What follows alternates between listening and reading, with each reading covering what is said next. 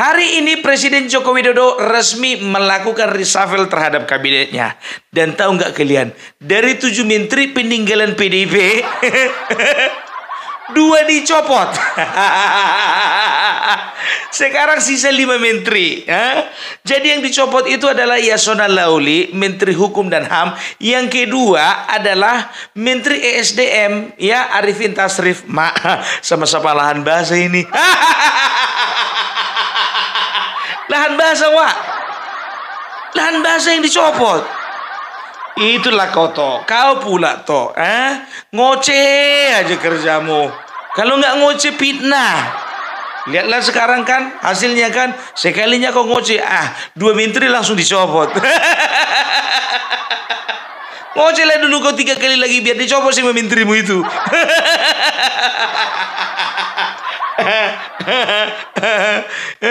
Itu dia. Jadi kemarin waktu Hasto menyebarkan fitnah tentang Bapak Presiden Joko Widodo, ya, itu staf khusus kepresidenan itu, Grace Natali itu mengatakan bahwasanya ya udah, kalau misalnya kayak gitu omongan kalian, ya sudah cabut aja, ya, tarik semua menteri dari kabinet, kan begitu. Ya memang iyalah, kalau memang sudah tidak ada lagi kepercayaan terhadap presiden, kenapa nggak ditarik dari kemarin-kemarin? Gampang kok nyarinya.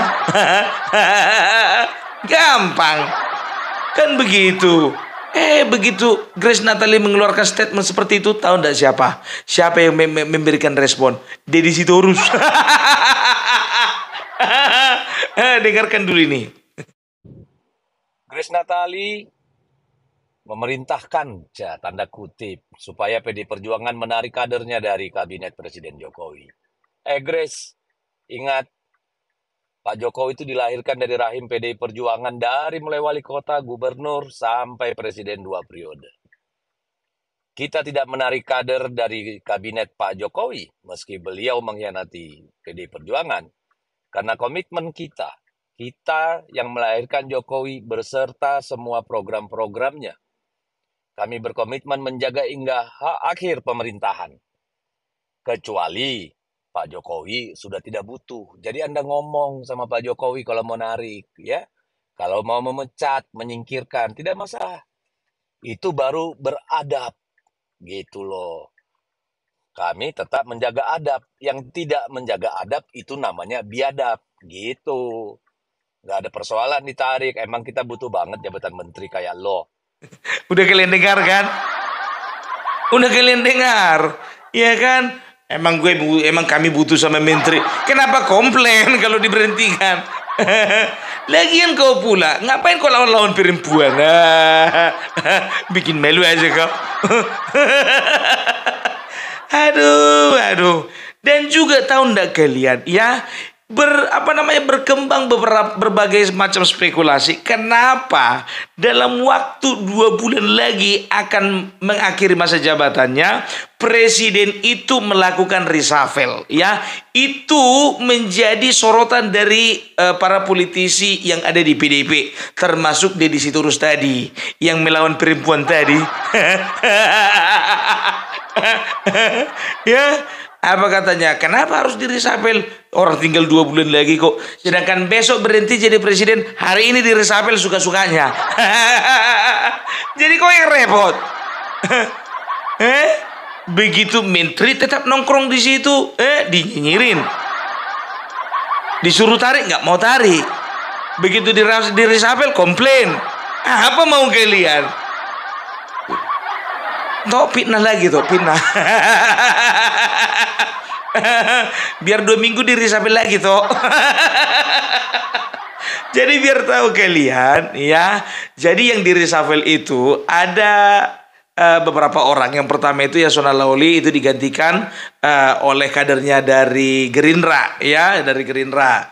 Oleh itu Menteri ESDM yang tadinya Arifin Tasrif itu digantikan oleh Bahlil, ya. Baru yang menarik perhatianku itu adalah pengangkatannya Hasan Nasbi, ya, menjadi kepala kantor komunikasi kepresiden. Ini top ini. Ini idola gua. Tahu enggak kalian? Ini siapa? Ini adalah konsultan politik utamanya Bapak Presiden Joko Widodo selama 2 periode. Ditambah dia juga sekarang konsultan politiknya Bapak Prabowo Subianto. Kalau ku bilang sih udah terlambat ini diangkat Bapak, tapi nggak apa-apa lah. Ya ini adalah sinyal kepada Bapak Prabowo bahwasanya ini anak jangan dikemana-manain. Anak emas. Itu ya iyalah. Harusnya ya kita itu bisa memberikan kesempatan kepada orang yang berjasa sudah mengkampanyekan kita gitu loh. Jangan kayak Marwar Sirait kemarin itu. Udah berjasa dia mengkampanyekan Jokowi, di apa namanya, dapat kesempatan jadi menteri dijegal. Kasihan atuh karunya. Aduh. Tapi sekarang Anda berada di perahu yang tepat. Bang Marwarar mantap, Bang Marwarar, ya kan? Kalau ku jamin ini Bang Marwarar dipasang masuk jadi menteri. Kalau sekarang udah nggak ada lagi perlu tanya-tanya sama Ibu Ketum. Orang presidennya Ketum. Kemarin kan karena Ibu Ketum itu mak ditantang 10 tahun, Mak. 10 tahun, bayangkan kalian. Kepingin kali dia jadi menteri. Masalahnya kepingin ya kan, tapi dijegal terus. Harus begitu dong. Jadi kalau orang kerja itu dapat upah. Ini jangan orang kerja nggak dapat upah, ya nggak kerja dapatan upah. Sama kayak si Anies itu, udah nggak kerja mau dapatan upah. Disuruh PKS dia mencari kursi bela bantuan dari partai lain, nongkrong dia entah di mana-mana. Makanya nggak dapat upah kan.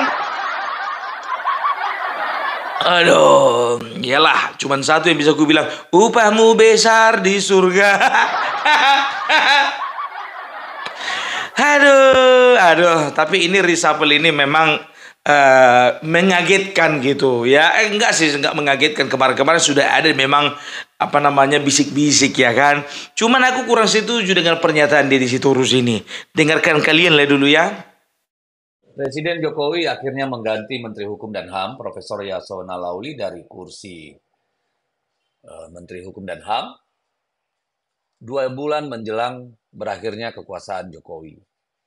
Etikanya sih hampir tidak ada presiden yang melakukan penggantian terhadap menteri 2 bulan menjelang lengser, karena tidak banyak lagi yang bisa dilakukan, kecuali menteri itu bermasalah.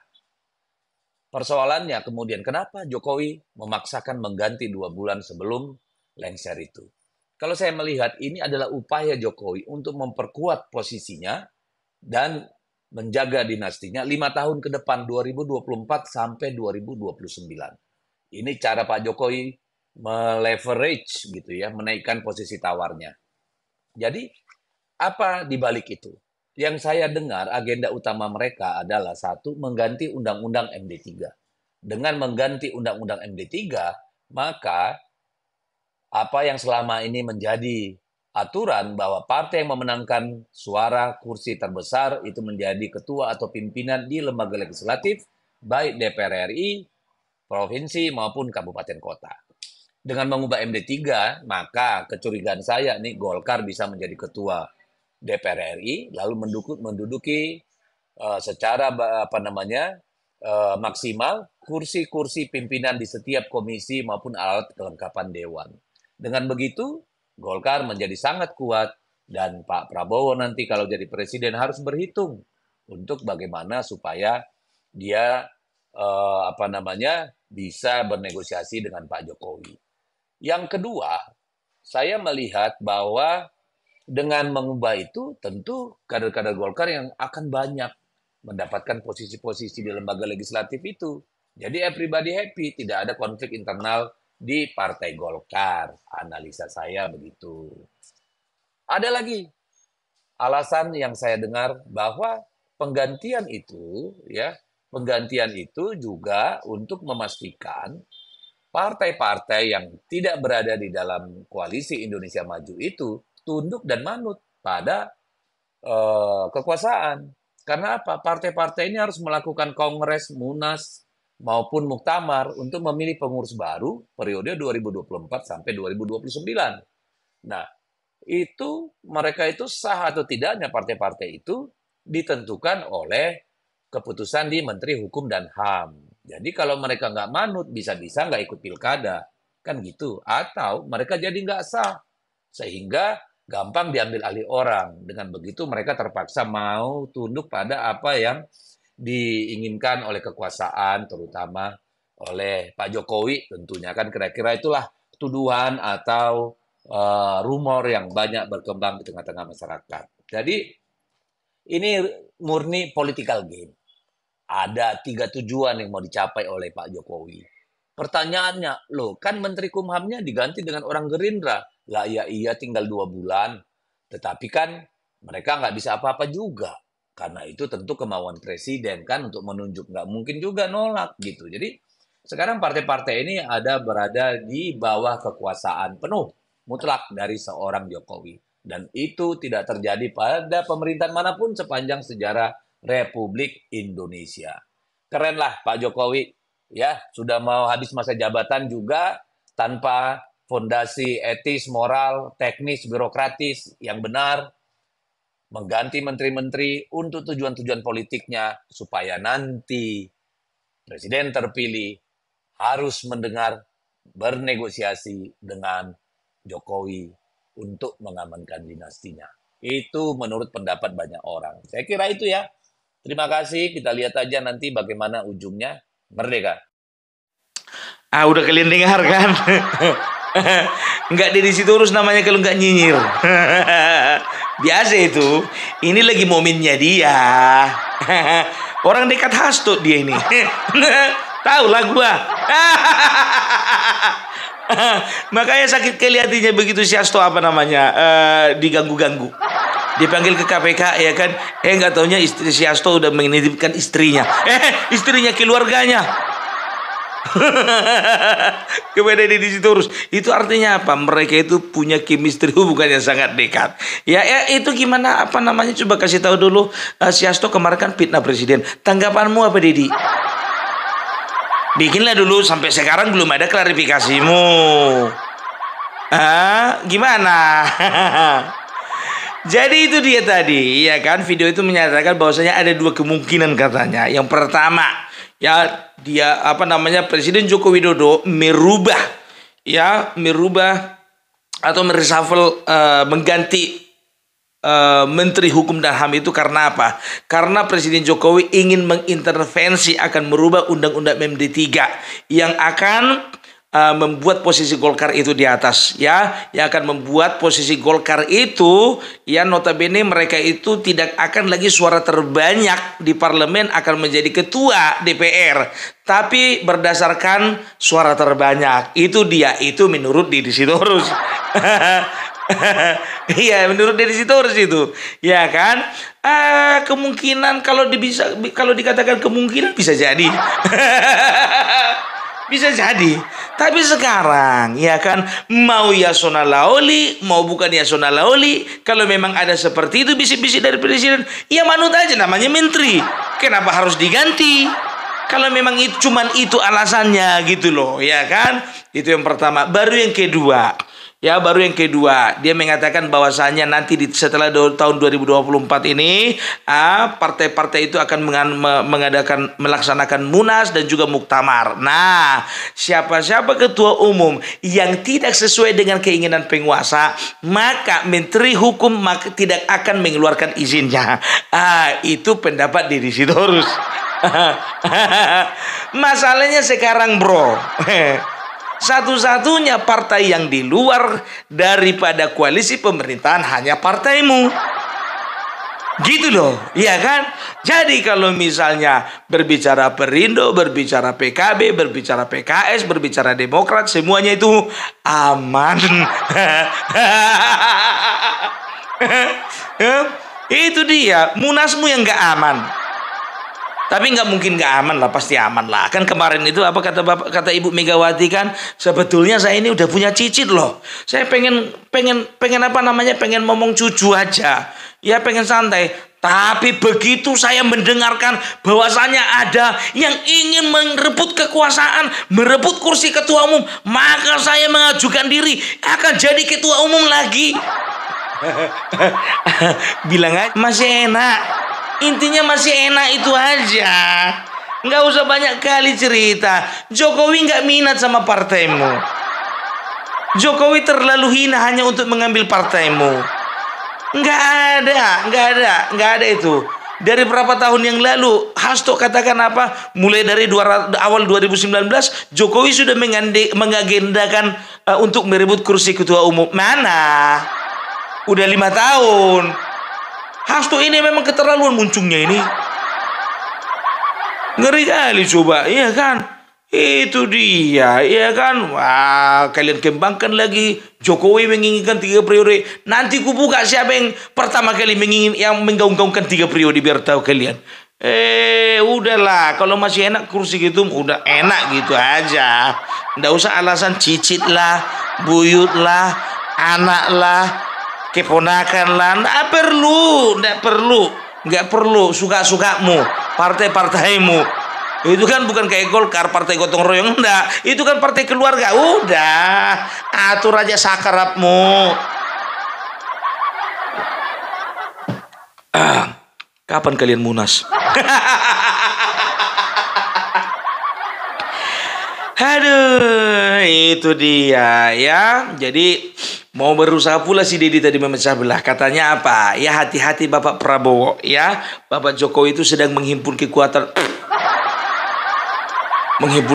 Anaknya di dalam kok. Anaknya jadi wakilnya Prabowo kok.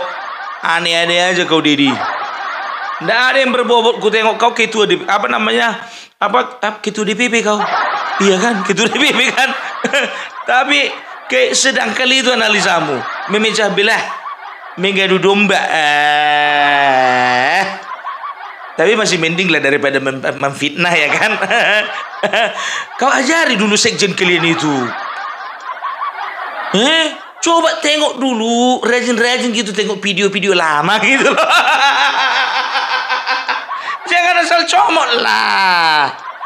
Ini ada pula katanya alasannya saya nggak tahu katanya. Saya cuma disuruh menyebarkan katanya. Ada itu berita itu, cek kalian. Nggak mau pula disalahkan itu. Briefing dulu. Apa namanya itu, kadang-kadang kalian rapat tertutup gitu loh, kalian berapat kau Hasto Masinton sama si Adian Nabi itu dulu ya ajar-ajar dulu, maklum lah udah tua itu enggak sorry lah ya kalau aku sebut nama ya, kan kita satu merek ya, peace ya. Iya, jangan ketika kalian berseberangan dengan pemerintah nyinyir kalian itu banyak gitu, tapi waktu kalian masih lagi enak-enaknya aja diem kalian bungkam. Mau saingan ya sama Amin Rais.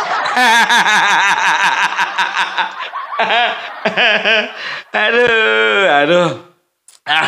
Oke lah kalau kayak gitu ya. Jadi nanti di akhir ini aku akan tampilkan ya video tentang pelantikan, dan juga aku akan nampakkan siapa-siapa aja menteri yang di reshuffle kan begitu ya.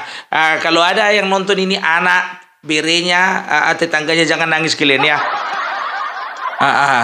Tenang aja. Kalau untuk PDIP masih ada 5. Yang pertama itu Pramono Anung, dia itu sekretaris kabinet. Baru yang kedua itu Tri Risma hari ini, dia itu menteri sosial. Baru yang ketiga itu ada Teten Mas Duki, menteri koperasi. Keempat itu ada Bintang Bintang Puspayoga, menteri pemberdayaan wanita dan juga pelindungan anak. Baru yang kelima itu ada Azwar Anas, Menpan RB ya. Jadi tenang aja masih ada 5. Ingat itu Hasto ya, nyinyir kau dicopot itu 2. Pokoknya 3 kali lagi kau nyinyir dicopot itu semua. Saya mengambil sumpah berkenaan dengan pengangkatan saudara-saudara sebagai Menteri Negara dan Wakil Menteri Negara Kabinet Indonesia Maju dalam sisa masa jabatan periode tahun 2019-2024. Terlebih dahulu saya akan bertanya kepada saudara-saudara. Apakah saudara-saudara beragama Islam? Islam. Bersediakah saudara-saudara untuk diambil sumpah menurut agama Islam? Bersedia. Apabila demikian, harap mengikuti dan mengulangi kata-kata saya. Demi Allah saya bersumpah Demi Allah saya bersumpah bahwa saya bahwa saya akan setia kepada akan setia kepada Undang-Undang Dasar Undang-Undang Dasar Negara Republik Indonesia Negara Republik Indonesia tahun 1945 tahun 1945 serta akan menjalankan segala peraturan perundang-undangan segala peraturan perundang-undangan dengan seluruh-seluruhnya demi dharma bakti saya kepada bangsa dan negara, bahwa saya dalam menjalankan tugas jabatan akan menjunjung tinggi etika jabatan, bekerja dengan sebaik-baiknya, dengan penuh rasa tanggung jawab. Rohaniwan dimohon kembali ke tempat semula. Persiapan penandatanganan berita acara. Kepada Saudara Bahlil Lahadalia sebagai Menteri Energi dan Sumber Daya Mineral dimohon menuju meja penandatanganan.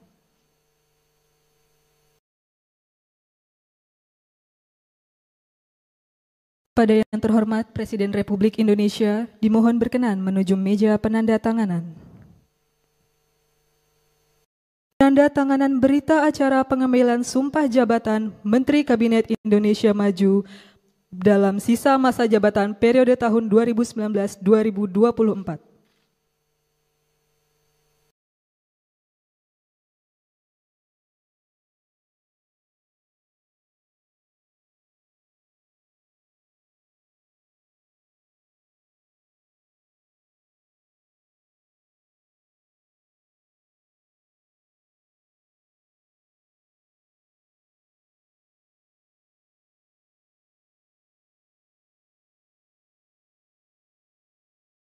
Selanjutnya, Saudara Supratman Andi Aktas sebagai Menteri Hukum dan Hak Asasi Manusia.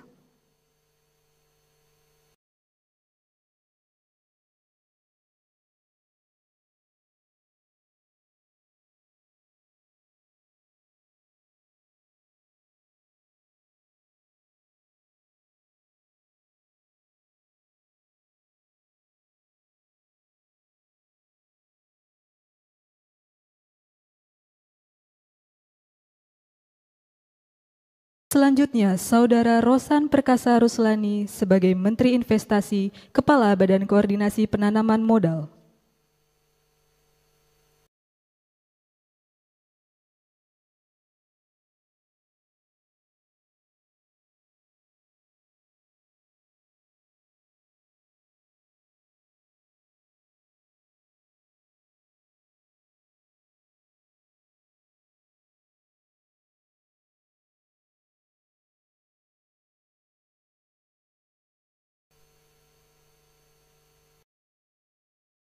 Selanjutnya, Saudara Angga Raka Prabowo sebagai Wakil Menteri Komunikasi dan Informatika.